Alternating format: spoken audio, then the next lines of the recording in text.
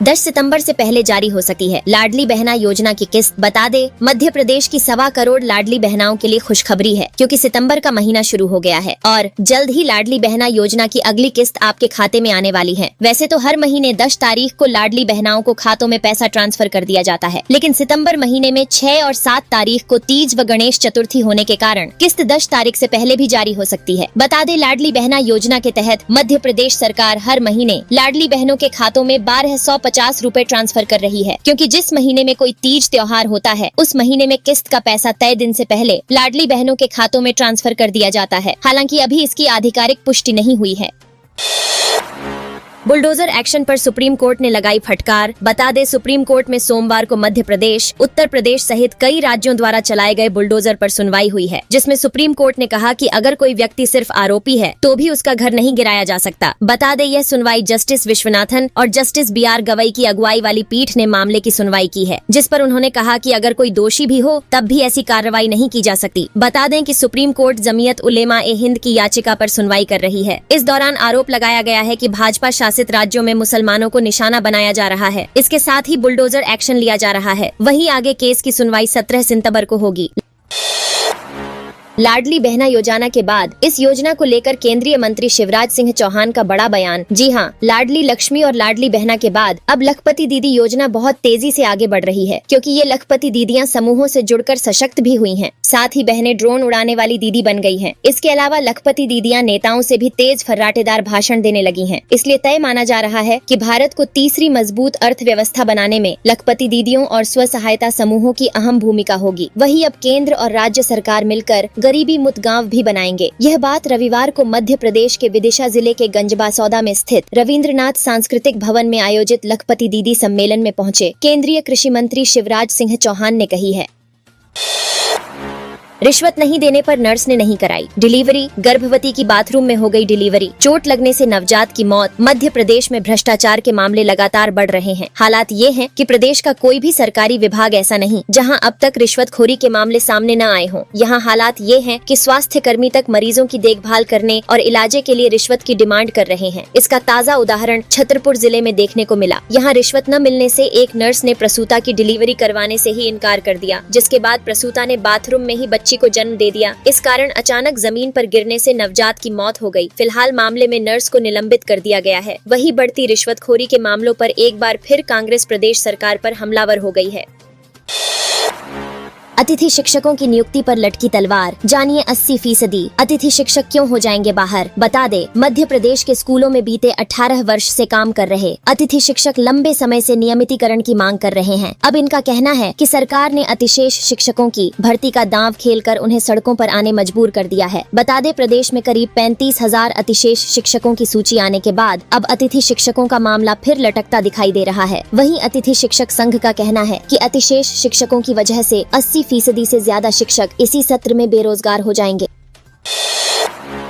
MP में police भर्ती में बड़ा बदलाव। रुकेगा फर्जीवाड़ा। मध्य प्रदेश में पुलिस की भर्ती में बड़ा बदलाव किया गया है, क्योंकि पुलिस भर्ती में आमतौर पर गड़बड़ी की शिकायत की जाती रही है। अब ऐसी शिकायतों को रोकने के लिए पुलिस में नियुक्तियों के लिए अब प्रक्रिया बदल दी गई है। बता दे, पुलिस भर्ती में वेरिफिकेशन के लिए अब ऑनलाइन प्रक्रिया शुरू होगी और प्रदेश में इसी साल होने वाली पुलिस कर्मियों की भर्ती नई प्रक्रिया के अनुसार की जाएगी। साथ ही मध्य प्रदेश में पुलिस भर्ती में अब आधार से ऑनलाइन वेरिफिकेशन होगा। वही प्रदेश में होने वाली नई पुलिस भर्ती में अब यही प्रक्रिया अपनाई जाएगी और परीक्षार्थियों का सत्यापन आधार के माध्यम से किया जाएगा। वही ऑनलाइन वेरिफिकेशन व्यवस्था लागू करने के लिए प्रदेश के गृह विभाग ने अधिसूचना भी जारी कर दी है।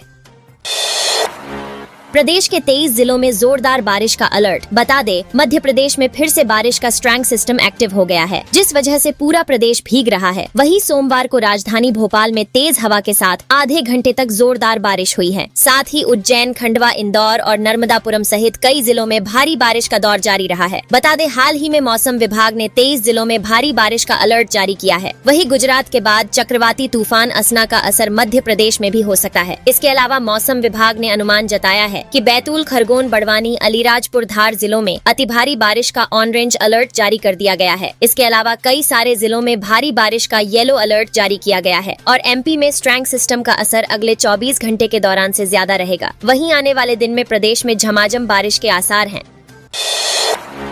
रेप माफिया ने की किसान की हत्या, कमलनाथ ने सीएम मोहन यादव पर साधा निशाना। मध्य प्रदेश में रेत माफिया का कहर दिन पर दिन बढ़ता जा रहा है। इसी कड़ी में आज सूबे के सिंगरौली में रेत माफिया ने एक आदिवासी किसान पर ट्रैक्टर चढ़ाकर उसकी हत्या कर दी। इस घटना के बाद कांग्रेस पार्टी भाजपा सरकार पर हमलावर हो गई है। वहीं पीसीसी चीफ जीतू पटवारी और पूर्व मुख्यमंत्री कमलनाथ ने प्रदेश सरकार पर जमकर निशाना साधा है। बता दें, कांग्रेस ने हमलावर रेत माफिया को भाजपा विधायक का करीबी होने की आशंका जताते हुए एक्स पर लिखा है कि मध्य प्रदेश में भाजपा और उसके नेता दलितों और पिछड़ों आदिवासियों पर अत्याचार की मुहिम पर है, क्योंकि लगातार बढ़ती घटनाओं के क्रम में अब सिंगरौली में अवैध खनन का विरोध करने पर भाजपा नेता ने आदिवासी किसान इंद्रपाल अग्रिया को ट्रैक्टर से रौंद डाला। इसलिए मध्य प्रदेश कांग्रेस ने प्रदेश सरकार की कार्यप्रणाली पर सवाल खड़े करने शुरू कर दिए हैं। वहीं इस घटना के बाद पुलिस मामले की जांच कर रही है।